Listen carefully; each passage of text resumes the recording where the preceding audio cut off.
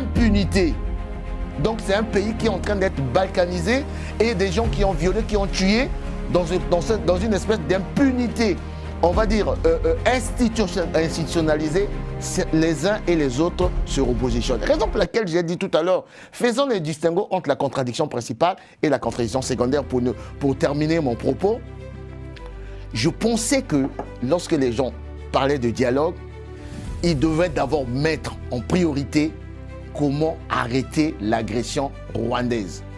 D'où la duplicité, pour ne pas aller loin, la duplicité de l'offre politique. Moi j'appelle ça l'offre politique de la Cinco et les autres. C'est une offre politique.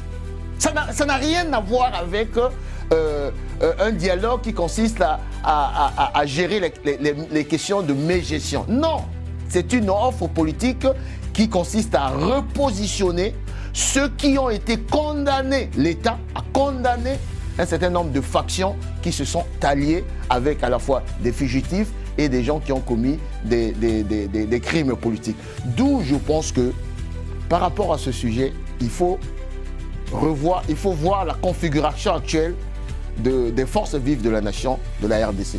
Oui, regardez.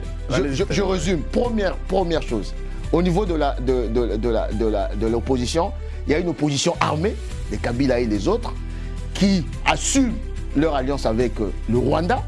Pour moi, ces gens ne peuvent pas, à l'heure actuelle, parler de dialogue. Il y a une opposition qui se détache de Fayoulou, qui dit clairement il faut d'abord nommer l'agresseur pour aller au dialogue. Et au centre, et je suis beaucoup plus la proposition du centre, qui est incarnée par, comment il s'appelle, Kabinga, Germain Kabinga. Eux, ils sont dans une position beaucoup plus claire. Ils disent clairement que réglons d'abord l'agression et puis nous allons